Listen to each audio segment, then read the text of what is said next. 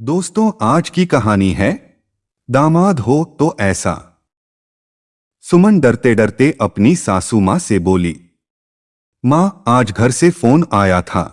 मेरे पिताजी की तबीयत 3-4 दिनों से बहुत ज्यादा खराब है, इसलिए मैं कुछ दिनों के लिए मायके जाना चाहती हूँ।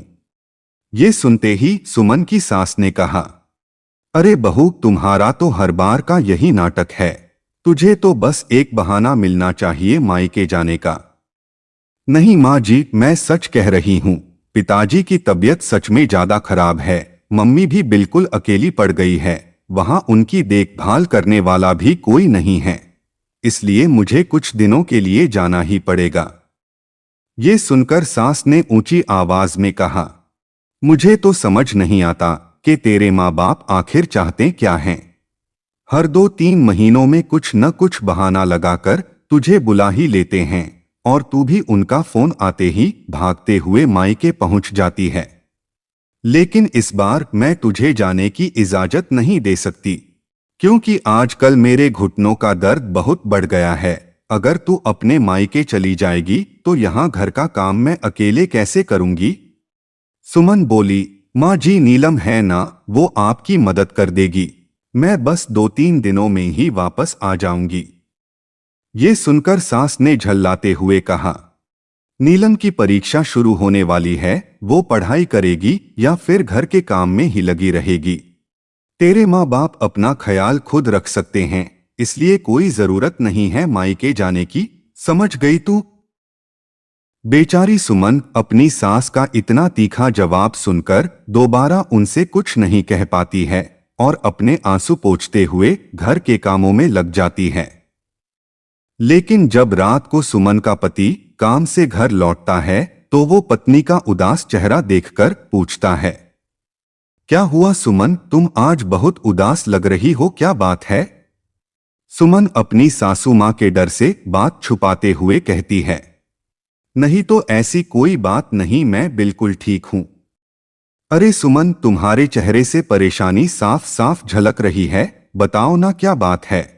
माँ ने फिर आज तुम्हें कुछ कहा क्या। शरद के इतना पूछने पर सुमन से रहा नहीं जाता और वो कहती है, क्या बताऊं, आज मेरी माँ का फोन आया था। कह रही थी पिताजी की तबीयत 3-4 दिनों से बहुत ज्यादा खराब है, इसलिए मुझे उनकी बड़ी चिंता हो रही है। ये बात सुनकर शरद ने कहा, अरे तो तुमने मुझे पहले क्यों नहीं बताया। अच्छा, तुम चिंता मत करो, हम दोनों कल ही तुम्हारे पिताजी को देखने चलेंगे।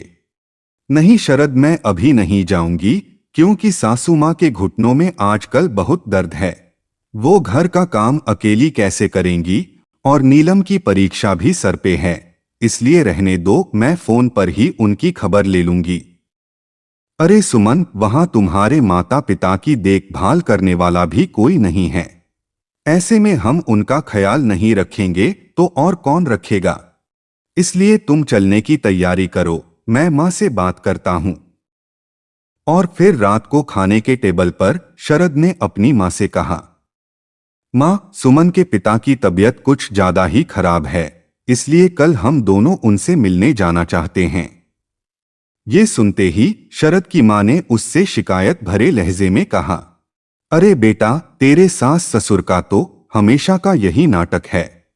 उन्हें जरा सी छींक भी आती है तो वो तुरंत बेटी के पास फोन घुमा देते हैं और ये महारानी भी फौरन मुंह उठाए मायके पहुंच जाती है। मुझे तो समझ नहीं आता कि तेरी बीवी ससुराल की जिम्मेदारियों को आखिर कब समझेगी। अपनी माँ की बात सुनकर शरद ने कहा, माँ, आप तो बेवजह बात का बतंगड़ बना रही हैं। अरे बेटा, तुझे तो हमेशा मेरी ही बात गलत लगती है, अपनी पत्नी की गलती तुझे नजर ही नहीं आती। देखो माँ, मैं आपको गलत नहीं कह रहा, पर आप जरा सोच के देखो, सुमन के माता पिता का सुमन के सिवा और कोई भी नहीं है, इसलिए वो दोनों अपना दुख सुमन से नहीं कहेंगे तो और किससे कहेंगे। और सिर्फ 2 दिनों की ही तो बात है, हम फौरन उनका हाल खबर लेकर वापस आ जाएंगे। शरद की ये बात सुनकर माँ बोली, लेकिन तुझे जाने की क्या जरूरत है। तू क्यों उनकी वजह से अपने काम धाम का नुकसान करके वहां जाना चाहता है। सिर्फ सुमन को ही भेज दे। अरे माँ, ये आप कैसी बात कर रही हो? जब सुमन मेरे माता पिता के लिए एक पैर पर खड़ी रहकर दिन रात सेवा कर सकती है, तो क्या मैं उसके माता पिता के लिए इतना भी नहीं कर सकता? आखिर मैं दामाद हूं उनका, और मेरा भी तो उनके प्रति कुछ फर्ज बनता है। इतने में शरद के पिता उसकी तारीफ करते हुए बोले, शरद बिल्कुल ठीक कह रहा है।